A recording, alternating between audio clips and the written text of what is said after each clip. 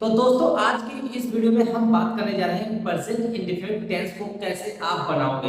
यानी कि यहाँ पे आप लोग देख सकते हो, यहाँ पे मैंने लिखा है प्रेजेंट इंडेफिनिट टेंस, यानी वर्तमान समय में जो कार्य किया जाता है उसी को हम कहते हैं प्रेजेंट इंडेफिनिट। जैसे मैं आपको पढ़ाता हूँ, मैं हिंदी पढ़ाता हूँ, मैं अंग्रेजी पढ़ाता हूँ, मैं स्कूल जाता हूँ, मैं घर जाता हूँ, इस प्रकार के जितने भी सेंटेंस हैं उन्हें हम बनाते हैं प्रेजेंट इंडेफिनिट टेंस में। तो चलिए दोस्तों इसके रूल्स के बारे में पहले सीखते हैं, उसके बाद बहुत ही आसान तरीके से आप लोग बना पाओगे कैसे आपको सेंटेंस को बनाना है। और ये मैं आपको 100% विश्वास दिलाता हूँ कि अगर आप इस वीडियो को देख लेते हो तो 100% आप प्रेजेंट इंडेफिनिट का अफर्मेटिव सेंटेंस बना पाओगे बहुत ही आसान तरीके से। तो दोस्तों चैनल पर पहली बार चैनल को कर लेना सब्सक्राइब, वीडियो को कर देना लाइक। यहाँ पे मैंने लिखा है सिंगुलर सब्जेक्ट और प्लूरल सब्जेक्ट। यहाँ पे एक चीज का ध्यान देना है कि अगर कोई पूछे सिंगुलर सब्जेक्ट क्या है और प्लूरल सब्जेक्ट क्या है तो आपको उसको याद कर लेना है। जैसे यहाँ पे मैंने लिखा है singular subject he she it name, यानी कि ये होते हैं सिंगुलर सब्जेक्ट और नेम किसी लड़की का या लड़के का नाम हो सकता है।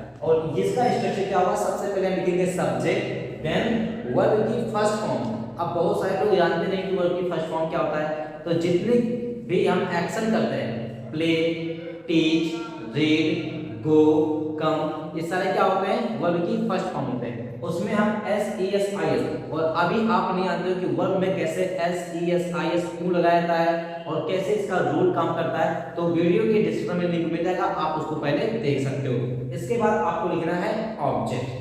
सेकंड है plural subject I we you they, इसे बोलते हैं प्लूरल सब्जेक्ट और इसके साथ क्या करते हैं सब्जेक्ट प्लस वर्ब की फर्स्ट फॉर्म और प्लस ऑब्जेक्ट लिखते हैं। चलिए अब हम यहाँ पे एग्जांपल के अकॉर्डिंग आपको समझाना चाहेंगे कैसे आपको बनाना है। तो यहाँ पे देख सकते हो वह किताब पढ़ता है, तो सब्जेक्ट क्या है वह। अब देखो वह क्या है, इसका इंग्लिश आपको लिख देना है। सबसे पहले लिखना क्या है सब्जेक्ट, मैंने लिख दिया ही, और ही मतलब वह होता है। और ये किसमें आता है, इसमें आता है, किसमें आता है, तो इसमें आएगा ही, तो इसलिए किस स्ट्रक्चर से हम बनाएंगे, समझ में आ रहा है। ठीक है, अगर यहाँ पे होता राम किताब पढ़ता है तो राम क्या हो जाएगा नाम, तो भी हम इस स्ट्रक्चर का प्रयोग करते हैं। तो ही, इसके बाद क्या लिखना है वर्ब की फर्स्ट फॉर्म, यानी एक्शन क्या हो रहा है, क्या कर रहा है पढ़ता है, तो यहाँ पर लिखेंगे आर ई ए डी। और ये अगर सिंगुलर है तो ये भी क्या होगा सिंगुलर, तो यहाँ पे हम एस लगा देंगे। ठीक है, वर्ब हमेशा प्लूरल होगा, उसको सिंगुलर करने के लिए हम एस लगा दिए। ठीक है, अब ये हो गया। अब यहाँ पे ऑब्जेक्ट क्या है बुक, तो आप, ठीक है, इस प्रकार से। अगर नहीं समझ आ रहा है तो आप वीडियो को दोबारा देखेंगे, आपको समझ में आ जाएगा।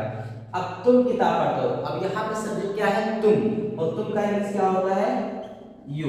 अब ये आपको तुरंत इसका इंग्लिश में देना है, उसके बाद देखना है कि पहले वाले तरीके से बनेगा या दूसरे वाले तरीके से। तो यू कहाँ पे आ रहा है यहाँ पे, तो इस वाले तरीके से बनेगा। यहाँ पे देख सकते हो अगर इतना कोई आ गया तो हम इस तरीके से बनाएंगे, समझ में आ रहा है ना। तो सबसे पहले लिखेंगे सब्जेक्ट जो कि मैंने ले दिया है, इसके बाद V1 लिखेंगे जो एक्शन हो रहा है उसका इंग्लिश, तो पढ़ना का इंग्लिश रीड, क्या पढ़ रहा है बुक, तो आप, बस हो गया। तो इस तरीके से आपको बनाना है। अगर समझ में आ गया तो आगे बढ़ते हैं, और यहाँ पर मैं आपको होमवर्क देता हूँ जो कि कमेंट बॉक्स में आपको बताना है, पहला होमवर्क दूसरा होमवर्क। अब यहाँ पे मैं बोल दे रहा हूँ, आप उसको नोट कर सकते हो। मैं तुम्हें अंग्रेजी पढ़ाता हूँ, यहाँ पे साइड में मैं लिख देता हूँ, आप उसको नोट कर सकते हो।